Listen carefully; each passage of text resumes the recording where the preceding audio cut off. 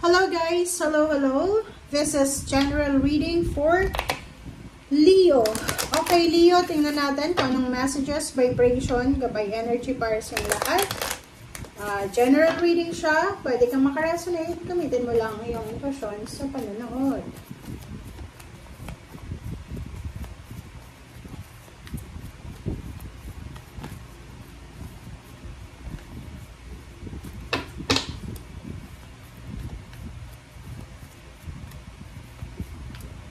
Okay. First card natin, Leo. This is High Honor, number 25, 7. Doon sa mga Leo na naghihintay ng recognition, ng awards, ng rewards, or kung ano man tong hinihintay nyo na success, victory, papers, documents, raise, sinasabi ng baraha sa'yo na on the way na siya. Okay? So, like for example, ang tagal mo na dyan sa company na yan, or dyan sa pinagtatrabahuan mo, pero wala pa rin increase, hindi pa rin tumatas yung posisyon mo, hindi pa rin tumatas yung sweldo mo, wala kang natatanggap na appreciation from your family for almost several years ka ng breadwinner. And dito sinasabi, huwag kang mag-alala kasi parating na yung recognition, yung awards, yung rewards na posibleng para sa'yo.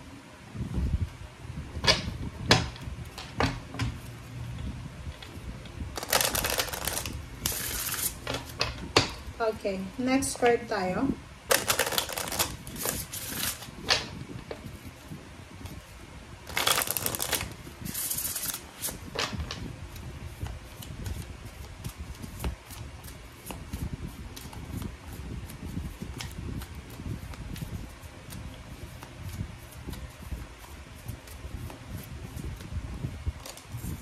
Okay, Leo, Kali. Kali, step into unknown. Do not be afraid. Okay, Leo. Etong barahan to, pwedeng ikaw ay isang Leo and gusto mong maging freelancer siguro, or meron kang gustong i-launch na business, or maybe may gustong mag-try na maging OFW kung hindi ka pa OFW ni Leo, or kung OFW ka na, gusto mong i-try na pumunta ng Europa, o nasa Middle East ka, or nasa ibang country ka, gusto mong i-try yung mas improved na country, or kung ano man to na gusto mong i-try. Sinasabi ng Kali card na to na leap of faith. 0 to eh. So, kung talagang gusto mong gawin, lakas loob lang yung puhunan mo dito. Huwag kang matakot. Okay. Leo.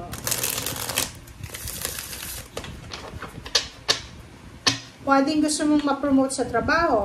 Tapos, natatakot ka sa obligations or natatakot ka sa mga procedures, sa exam. Sinasabi ng baraha, huwag kang matakot. Okay, Judgment. Justice. Wow. Okay. Okay. Leo, ang galing ng baraha mo. Tignan mo yung major arcana mo. 3. Diba? Ang galing, Leo. Okay. Okay, guys. Tingnan mo. Judgment and justice.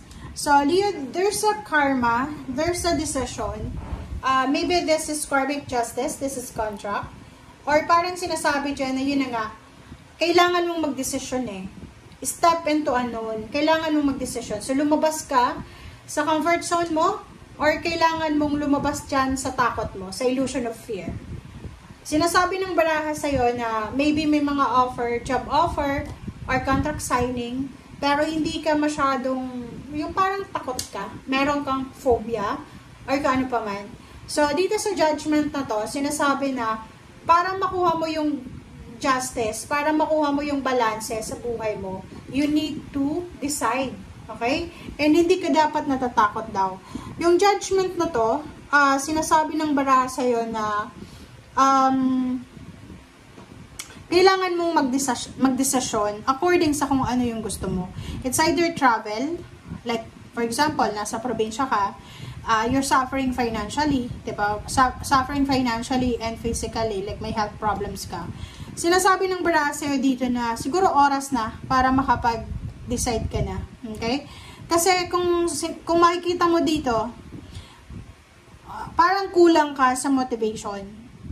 'Di ba? Kahit sobrang hirap na ng buhay mo, Leo. Like, ang dami mo ng problema, financial and emotional. Pero, wala ka pa rin na parang, urge. Wala ka pa rin, hindi ka pa rin driven na umalis dyan. Pwedeng nasa isang company ka, ang baba ng sweldo, ang hirap ng trabaho, pero, hindi ka pa rin nakakapag-desisyon na umalis. Or parang ayaw mo pa rin mag-resign. Kahit may edad ka na. Kasi, komportable ka na dyan eh. Kasi yung judgment na yan, sinasabi na, kailangan mong lumabas sa komportableng buhay, komportableng lugar. Yung justice na to, this is karma. So, kung ano man ang nangyayari sa panahon ngayon, sa kasalukuyan, Leo, this is your karma. It's either good or bad, but this is your karma. But you have choice, you have option na makaalis dyan sa justice na yan.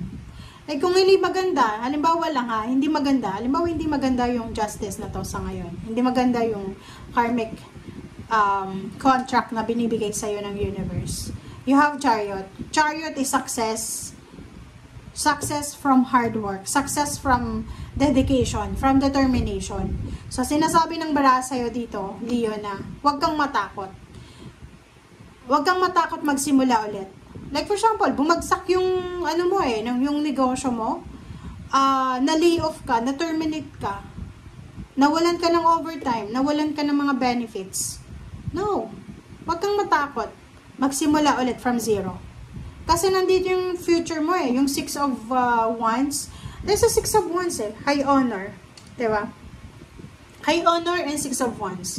Double confirmation. Sinasabi dyan na, kung talagang para sa'yo. Kung talagang gusto mo, trabahuin mo talaga.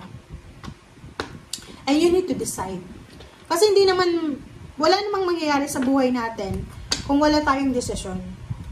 Like, puro lang tayo manifestation. No, we need to decide. We need to think ng option or choices. Yun na nga, sabi dito, may choice and option tayo. And sinasabi dyan na, through hard work, through determination, magiging 6 of Wands ka. So, ano pa ba ang hinihintay mo? Judgment. Diba? Judgment is impress. Impress, sinasabi dyan na kailangan magsimula. Mag-decide ka na para makapagsimula. Take care of your thoughts, take care of your emotion. May inspiration dito na posibleng may isip ka. Simulan mo yun. Diba? Kasi yung impress na yan, same with the Kali na Zero the Fool. Sinasabi dyan na, kung ano man na new beginning,